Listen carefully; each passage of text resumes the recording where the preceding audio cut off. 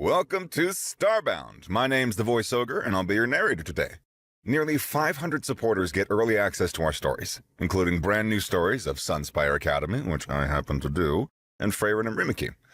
If you'd like to unlock early access and support new episodes and future series, tap Join below to become a Starbound member. Now, let's get into today's story. As they approached Earth, Lamahar's heart beat faster. Even as the blue dot came into view through the viewport, he still didn't fully understand what it meant for humans being considered a final protocol to the Galactic Council. The only thing he could be sure of was that Tavir, the living database that had existed since the Council's founding, had essentially appeared in his room one night, abducted him, the Council's president, and dragged him into this sudden journey towards Earth. Lamahar's worry deepened as he glanced to the side, observing the same emotionless bipedal creature that had materialized in his private chambers 3 cycles ago. Tavir stood motionless beside the viewport, apparently unbothered by the fact that they were approaching what the virtual display clearly labeled as a Category 15 death world. The artificial being's form was unlike anything organic. A malleable, clothless structure composed of thousands of glowing optical fiber cables that shone with data streams. Each cable moved independently, creating patterns that shifted like liquid light across what might generously be called a body. Tavir's architects, whoever they had been, had long since departed the galaxy, leaving behind only their creations and the mysteries they contained. In contrast, Lamahar was decidedly organic, bipedal like Tavir, but fashioned from flesh and bone rather than light and circuitry. His ceremonial presidential robe, deep purple with silver threading that denoted his office, hung loosely over his slender frame. As a Brahilian, his most striking features were the pronounced ridges that ran from his forehead to the crown of his head, creating elegant patterns that his species considered marks of wisdom. But it was his eyes that drew immediate attention. 2 enormous green orbs that dominated his face, making his tiny mouth and delicate nose seem almost like afterthoughts. Those eyes, capable of seeing across a broader spectrum than most species, now reflected his growing unease. The ship's interior was small, its walls lined with the same virtual displays that showed their approach vector to Earth. The command deck was sparse, designed more for function than for comfort, with only 2 stations, 1 for each of them, though Tavir never seemed to need to sit. "Tavir," Lamahar began, his voice carrying his frustration. "I must insist that you explain our purpose here. What exactly is this final protocol you keep referencing? Why Earth? Why now?" The optical fibers comprising Tavir's form blinked in a pattern Lamahar had come to recognize as acknowledgement. "The humans are the final protocol," came the response, delivered in that maddeningly neutral tone that all database entities seem to possess. "That tells me nothing!" Lamahar's ridges flushed a darker shade, a sign of his agitation. "I am the president of the Galactic Council. I should have been identified of any emergency protocols, especially one that involves kidnapping me from my own chambers." "You were not kidnapped. You were collected for protocol implementation." "Semantics!" Lamahar turned away from the viewport, pacing the small command deck. "The Death Worlder factions are mobilizing. The Karathan Empire and the Void Hunters are one diplomatic incident away from open warfare. I should be there, mediating, not racing towards some backwater planet on the edge of civilized space." Tavir's form shifted slightly, the optical fibers rearranging in what might have been the equivalent of turning to face him fully. "Your presence at the capital would change nothing. War between the factions is a mathematical certainty. My projections indicate a 97.3% probability of full-scale conflict within the next 10 cycles. "Then why—" Lamahar stopped mid-sentence, his large eyes widening further. "You're saying that this protocol, whatever it is, can prevent the war?" "The final protocol exists precisely for this scenario," Tavir replied. "It was encoded into my base programming at the Council's founding. Conditions have been met. Protocol must be implemented." Lamahar could feel his heart skip a beat, The Council's founding was over 3,000 cycles ago. Who could have anticipated this specific crisis so far in advance? And why had he, in all his years as a counselor and now a president, never been informed of such a contingency? The virtual display chimed softly, indicating they were entering Earth's outer orbital zone. Through the viewport, the blue marble had grown larger, its single large moon visible as a pale companion. Cloud formations swirled across continents, and oceans and patterns that seemed almost artistic. "Initiating communication protocols," Tavier announced, moving to one of the control stations with fluid grace.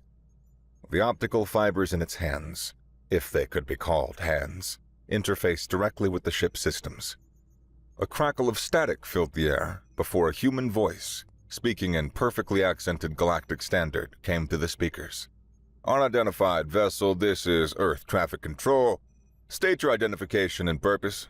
"This is Archive Unit Tavier, designation Prime 01. Requesting permission to land. Authorization code, Final Protocol Omega 7 Alpha." There was a long pause. Lamahar held his breath, wondering if they would be turned away, or worse, fired upon. Earth's reputation as a death world wasn't just about its environment. Its inhabitants were known to be exceptionally protective of their territory.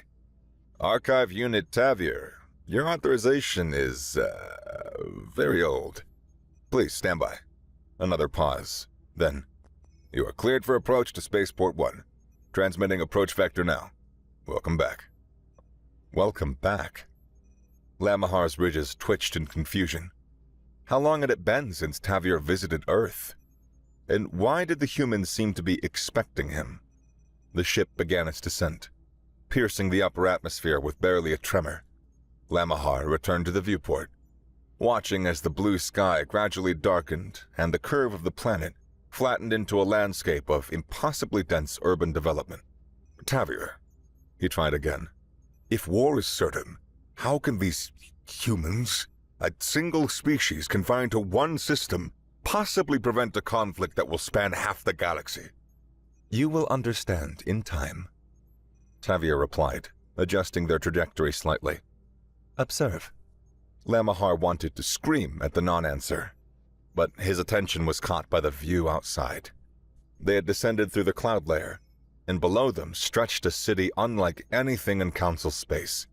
Towers of glass and metal reached toward the sky like gleaming fingers, connected by a web of air traffic that moved in perfect synchronization. Vehicles of every size and configuration flowed through invisible lanes, their movements so precisely coordinated it looked like a choreographed dance. "This is impossible," Lamahar breathed. The density of the air traffic alone should have resulted in dozens of collisions per minute, and yet everything moved with clockwork precision. "Even the core worlds don't have traffic management systems this advanced." "Earth has had longer to perfect them," Tavier said simply. Spaceport 1 came into view, a massive complex that seemed to stretch for kilometers in every direction. Landing pads of various sizes accommodated ships from across the galaxy, though Lamahar noticed theirs were being directed to a section that seemed older, almost ceremonial in its isolation from the main traffic. The landing was smooth, barely a whisper of contact as their ship settled onto the designated pad. Through the viewport, Lamahar could see a small group already waiting for them. More robotic forms that bore an unmistakable resemblance to Tavier. "We should disembark," Tavier announced, moving toward the exit hatch. "The humans are expecting us." Lamahar followed, his heart pounding. These were Deathworlders, beings who thrived on a planet that could kill most Council species within hours from the gravity alone. Never mind the toxic oxygen levels and aggressive biosphere. And yet they had achieved a level of technology that rivaled the oldest civilizations in the galaxy. What else had the Council not been told about humanity? The hatch opened with a long hiss, and Earth's atmosphere flooded in. Lamahar's breathing filter automatically activated, adjusting the mix to something his perhelion physiology could process. The gravity hit him immediately. Not crushing thanks to a suit's compensators, but noticeably heavier than Galactic standard. 3 robotic forms waited at the bottom of the ramp. Like Tavier, they were constructs of light and purpose. But where Tavier's optical fibers showed age in their slightly dimmed luminescence, these beings practically blazed with fresh energy. "Archive Unit Tavier," the central figure spoke, its voice carrying harmonics that Tavier's lacked. "Your designation is recognized. You are an early iteration." "Affirmative," Tavier replied. "Version 1, Series 1. Series 1. I require escort to the designated meeting location." The newer units exchanged what Lamahar could only interpret as glances. Rapid flickers of light between their forms. "Of course. The representatives await. Please, follow."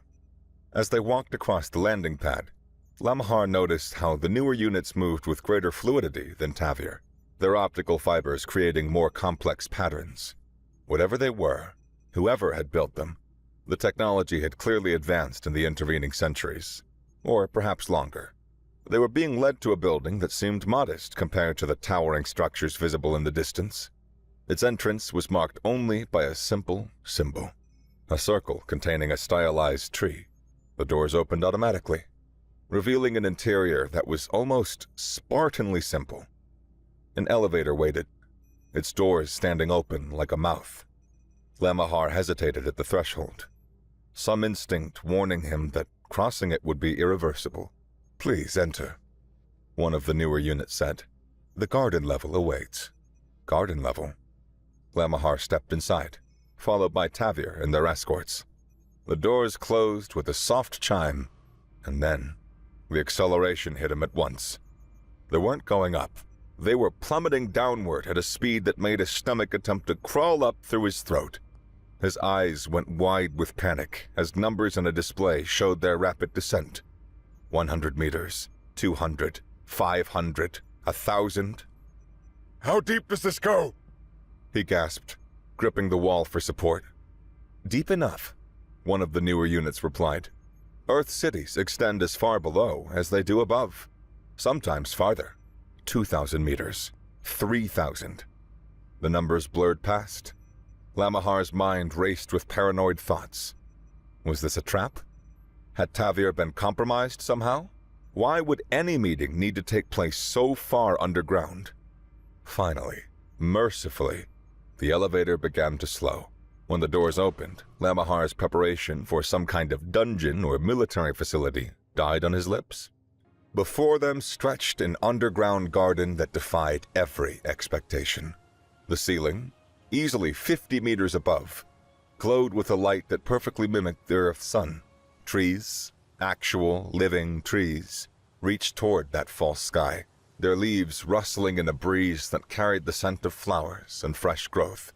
Paths wound between planted sections where colors blazed in combinations that Lamahar's eyes could barely process. "This is..." he trailed off, unable to find words. The beauty was unexpected, almost overwhelming. On a death world, he had expected brutalism, survival-focused architecture. Not this, not art. "One of 2,000 gardens in this city alone," their guide informed them, leading them down a path with flowered bushes. "Earth maintains approximately 7 million underground biological preserves across the planet." "A preservation program?" Lamahar asked, reaching out to touch a leaf before thinking better of it. Death world plants were probably as dangerous as everything else here. "For when your surface becomes uninhabitable." The unit's optical fibers flickered in what might have been amusement. "No. Earth's surface biomes are stable. Additionally, humanity maintains 43 worlds terraformed with Earth's original ecosystems. Plus, complete genetic archives on another 100 stations. The gardens exist simply because humans enjoy them." "Enjoy them?" Lamahar couldn't hide his disbelief. "You mean that they built all of this?" He gestured at the impossible space around them, "just because they wanted to?" "The energy cost is negligible given Earth's resources. The space was already excavated for other purposes. Adding biomes was a simple aesthetic choice. Lamahar's worldview shifted slightly. The council species built grand projects, certainly, but always with purpose. Trade stations, defensive platforms, resource extraction. Building something this massive simply for enjoyment spoke to a level of casual wealth and power that was unsettling. They passed through sections of the garden that seemed to represent different earth biomes. A small desert, complete with cacti, gave way to what looked like a rainforest section. Humidity and all, water features appeared throughout. Streams, ponds, even a small waterfall that tumbled down an artificial cliff face. In the clearing, 2 figures sat on a simple stone bench. Humans. Lamahar had seen images, of course, but witnessing them in person was different. They were smaller than he'd expected, lacking the obvious biological weapons of most Deathworlders. No claws, no fangs visible, no armor plating. They wore simple white robes that reminded him uncomfortably of his own ceremonial garb. Both were engaged with small, furry creatures that Lamahar's translator identified as dogs. The animals seemed completely at ease, despite being in the presence of apex predators from a death world. One human, the one his suit's indicator suggested was male, was throwing a small ball that the creature would chase and return. The other, likely female, was simply stroking her companion's fur while it dozed in her lap. They looked up as the group approached, and Lamahar found himself meeting the eyes of Earth's representatives. Brown eyes, both sets, containing a warmth that seemed at odds with everything he knew about Deathworlders. "President Lamahar," the male said, standing and offering what Lamahar recognized as a smile. "Welcome to Earth. I'm Henry, and this is my partner Ivy. We've been selected as humanity's interspecies representatives for this meeting." "Elected," Lamahar repeated, latching on to the familiar concept. "So, Earth maintains a democratic system?" "Several, actually," Ivy replied. "Though for this role, the election was species-wide. It helps that the position currently requires a couple." "A couple?" Lamahar's translator suggested this meant a bonded pair, but he wanted to be sure. "Why would diplomatic duties require—" "Oh, it's not usually a requirement," Henry explained, gesturing for them to sit. "But we're currently in negotiations with the Maladi Collective, and they prefer to deal with family units. Makes them more comfortable, apparently. So when the election came up, couples had an advantage." Lamahar sat carefully on the offered bench, noting how it had been designed to accommodate various anatomies. These humans were treating this like a casual meeting, not the galaxy-spanning crisis it represented. I must admit, I'm somewhat at a loss. Archive Unit Tavir brought me here citing something called a final protocol, but has been remarkably reluctant to explain what it means." The 2 humans exchanged a glance that spoke of long familiarity. "Tavir's always been like that," Ivy said with what Lamahar interpreted as fondness. "Even in the early days, getting a straight answer from him was like pulling teeth." "You speak as if you knew it, with them, personally," Lamahar observed. "Not us, personally," Henry clarified, absently throwing the ball again for his eager dog. "But our ancestors worked closely with the Tavir series during the Council's founding." The words hit Lamahar like a physical blow. "The Council's founding? But that would mean—" His large eyes darted between the humans and Tavir. "That's impossible. Humans are a recent addition to the galactic community. You've only had FTL travel for—" "Actually," Ivy interrupted gently, "we've had it for about 4,000 years. We were the first species to reach the stars in this galactic corner." Lamahar's ridges went pale, a sign of shock in his species. "The first?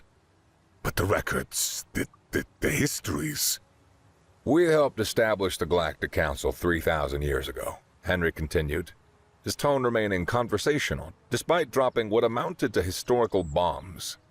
"Created the basic frameworks, helped set up the initial treaties, built the first archive units like Tavir here to maintain stability, and then we withdrew." "Withdrew?" Lamahar's voice had climbed an octave. "Why would you withdraw from a galactic government that you created?" The human shared another look. "We thought it would grow better without us hovering over it," Ivy explained. "Like parents letting their children find their own way. Keep minimal contact, just enough to monitor progress. And this final protocol? Lamahar pressed, feeling like each answer only raised more questions. A bit of code we left in the archive units, Henry said, his hands still idly throwing the ball. A contingency in case things went really wrong. Specifically if the Death Worlder factions ever got to the point of starting another galactic war. Another? Lamahar seized on the word. There was a first? Both humans grimaced slightly. Long time ago, Ivy said quietly. Before the council. It's not worth dwelling on, really. The important thing is preventing another one.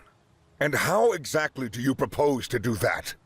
Lamahar couldn't keep the frustration from his voice.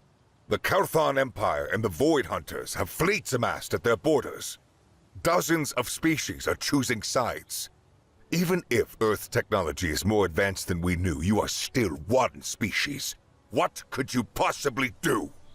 The two humans looked at each other, and then, inexplicably, they laughed.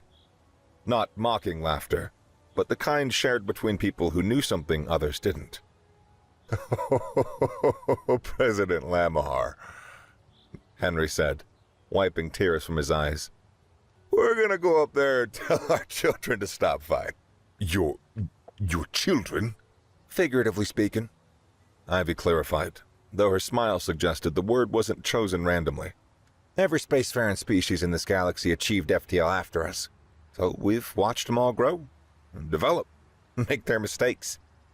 Even the ones who think they're ancient powers are really just adolescents by our standards. The Kalthon Empire has existed for 800 years, Lamahar protested. The Void Hunters have terrorized systems for 6 centuries. Yes, Henry agreed. And they're both due for a timeout. Lamahar's mind struggled to process this casual dismissal of the galaxy's most powerful military forces. You are talking about forcing 2 massive interstellar nations to stand down. Even if you have the technology, the loss of life would be... Oh, we won't need to kill anyone, Ivy interrupted, scratching her newly awakened dog behind its ears. We're quite good at non-lethal pacification when necessary. Lots of practice, you see. Practice? Lamahar's voice was faint. Earth has had its share of conflicts over the millennia, Henry explained. We got very good at ending them without ending lives. These days, it's mostly just theoretical exercises. Well, except when dealing with other humans, of course. That never goes smoothly. What?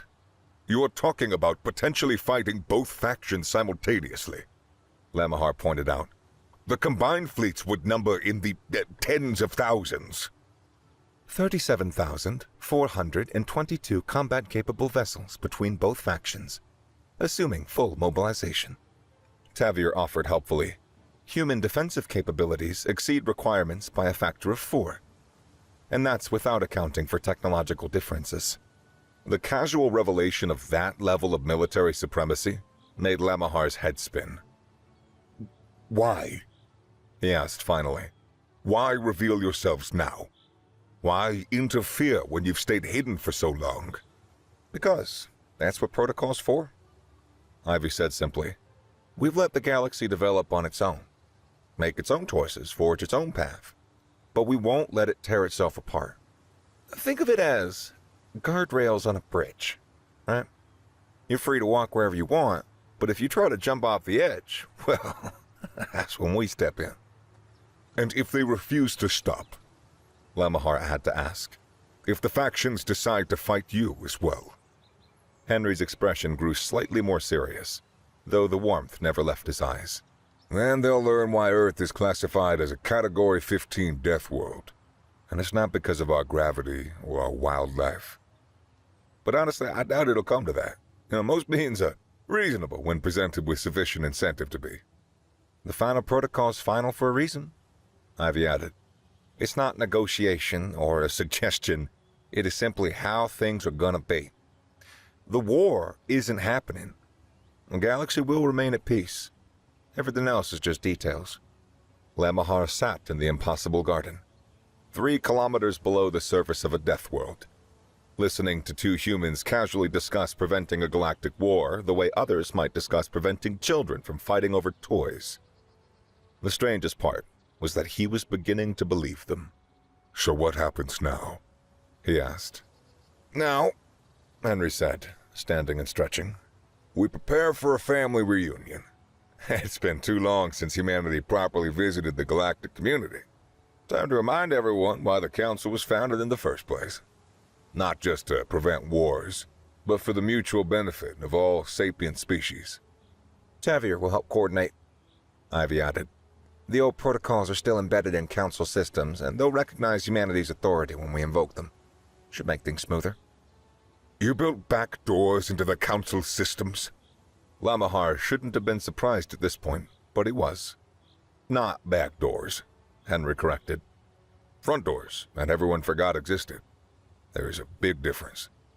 As the two humans began discussing logistics with their robot companions, Lamahar found himself staring at the artificial sky above. Somewhere beyond that ceiling, beyond the kilometers of rock and metal, beyond Earth's atmosphere, two of the galaxy's most powerful military forces were preparing for a war that these casual, friendly humans claimed they would simply prevent. The truly terrifying part was that Lamahar believed them. The dogs, apparently bored with the lack of attention, had wandered over to investigate him. One sniffed at his robe with curious intensity. Despite every instinct screaming that this was a predator from a death world, Lamahar slowly extended a hand. The creature's tail began to wag as it pushed its head against his palm, demanding scratches. Perhaps, he thought as he carefully petted the impossibly friendly predator, he needed to reconsider everything he thought he knew about Earth and its inhabitants. Don't worry, Ivy said, noticing his interaction with the dog. They're completely harmless. Well, mostly harmless. Well, harmless to friends, anyway. That, Lamahar reflected, might be humanity's approach in a nutshell. Friendly until you gave them a reason not to be. He wondered if the Karathon Empire and the Void Hunters truly understood what they were about to face. Probably not. After all, until an hour ago, neither had he. The galaxy was about to get a reminder of why humanity had been able to create the Galactic Council in the first place. And why, perhaps, they had been wise enough to step back and let others lead. Until stepping back was no longer an option. Half a day. That's all it had taken for Lamahar's entire understanding of galactic power structures to crumble. As he stood on the bridge of the human vessel, if something the size of a small moon could be called a vessel, he felt a sensation entirely foreign to someone who had spent decades climbing the political ladder to become president of the Galactic Council. Complete and utter powerlessness. The bridge itself defied every military convention he knew. Rather than the cramped command centers favored by both Council peacekeepers and Deathworlder warships, this base felt more like a park that happened to have control stations. The ceiling stretched impossibly high, displaying a real-time holographic view of space around them. Grass, actual grass, grew in sections between the workstations, and he could hear what sounded like a water feature somewhere behind the primary command platform. Henry and Ivy had accompanied him, still wearing their simple white robes, still treating this like an afternoon outing. Their dogs had come too, currently engaged in a game of chase around the perimeter of the bridge that none of the human crew seemed to find unusual. But it wasn't just the dogs that made the scene surreal. Children. There were human children on the bridge of what was supposedly a warship heading into the most dangerous military standoff in recent galactic history. Captain Alex, Henry called out to a man who looked remarkably relaxed for someone commanding a military vessel. ETA to the border? About 10 minutes, Captain Alex replied. The Karathon Empire has 8 dreadnoughts holding position on their site. The Void Hunters have 12. Both fleets are powered up, but maintaining the ceasefire, for now. Excellent. And the inhibitor drones? Ready for deployment. John's team ran final diagnostics an hour ago. He finally looked up, grinning. They're taking bets on how long it takes for both sides to realize what's happening. Put me down for 40 seconds, one of the other officers called down, generating laughter from around the bridge. Lamahar's ridges pulsed with confusion. You're taking bets? There are 2 whole fleets there ready to annihilate each other, and you are gambling on reaction times. Gotta keep things interesting, Captain Alex replied with a shrug. Besides, Jenkins over there has a perfect record for guessing alien response times. It's actually quite impressive. Thank you, Cap, Jenkins replied, throwing a casual salute while simultaneously playing some sort of game with one of the dogs. Dropping to normal space in 10 seconds, the navigation officer announced. Even she had a child with her, a toddler sleeping peacefully in a carrier attached to her chest. The transition was smooth, space rippling around them as they emerged between the 2 assembled fleets. Lamahar's breath caught. He'd seen military buildups before, but this was something else entirely. The Carathon dreadnoughts hung in space like metallic mountains, their weapons arrays growing red. Across from them, the Void Hunter fleet spread out their characteristic hunting pack formation, sleek vessels designed for swift, brutal strikes. And between them, one impossibly large human ship that looked like someone had decided to weaponize a small moon. Hi there, Captain Alex said brightly, activating broad-spectrum communications. This is Earth's vessel, little girl. We're here to mediate this little disagreement of ours. Please stand by. The response was immediate and predictable. Both fleets began powering up weapons, targeting locks engaging by the dozens. Lamahar could see the tactical displays lighting up with enough firepower to devastate star systems.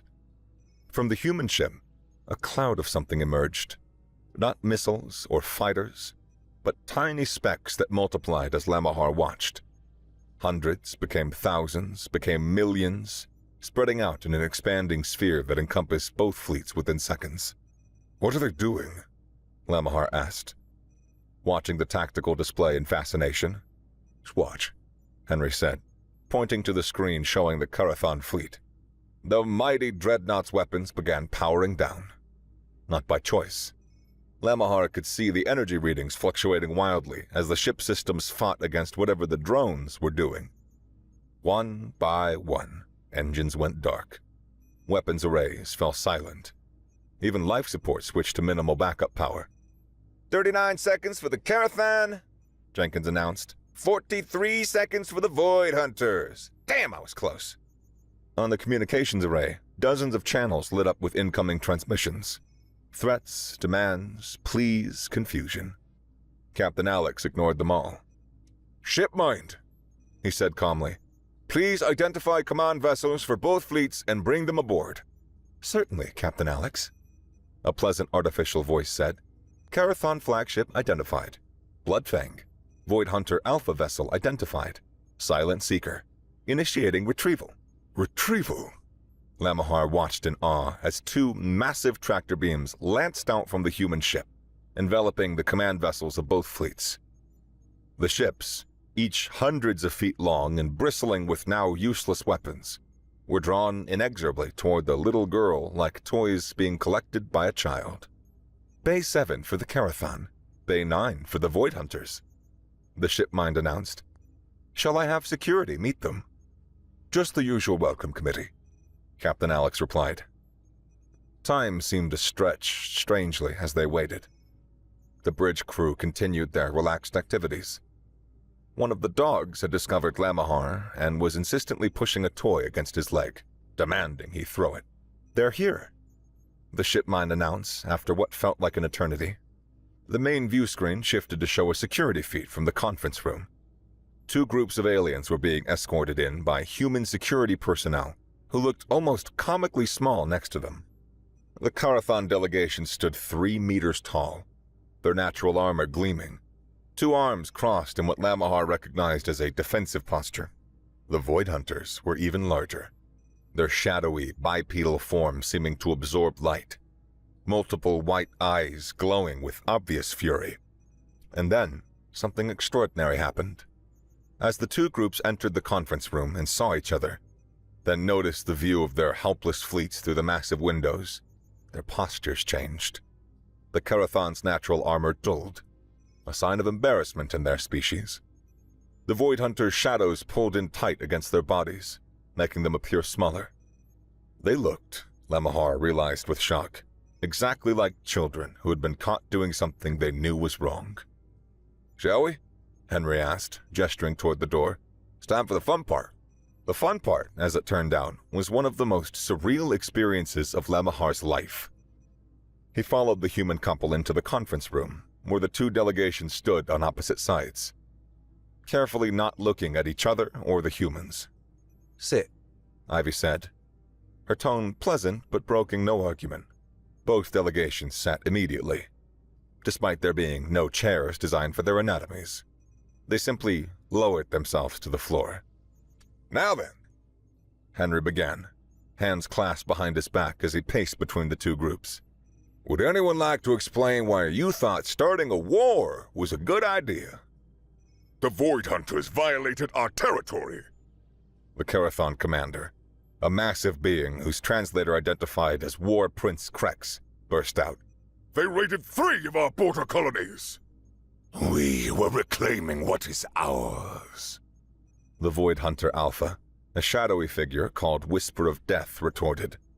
Those systems belonged to us before the Carathon stole them. That was 2 centuries ago. Time does not erase ownership.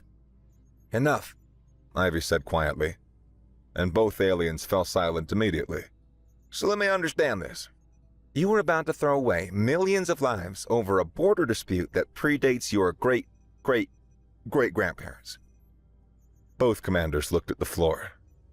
And neither of you thought to, try mediation? Send a message to the council? Maybe attempt literally any solution that didn't involve mutual annihilation. The council is weak, Krax muttered. They would side with whoever offered more tribute. Lamathar wanted to protest, but he found he couldn't entirely disagree with the assessment. The council, Henry said, is what you make of it. It's a tool for cooperation. It's not a magical solution to all your problems. But instead of using that tool, you decided to have a war. Do you know what happens to children who try and solve their problems with violence? The 2 massive aliens somehow managed to look even smaller. They lose their toys, Ivy continued. So congratulations. Your war fleets are now in timeout. 1 century minimum. A century? Both commanders exclaimed in unison, then glared at each other for agreeing. Would you prefer 2?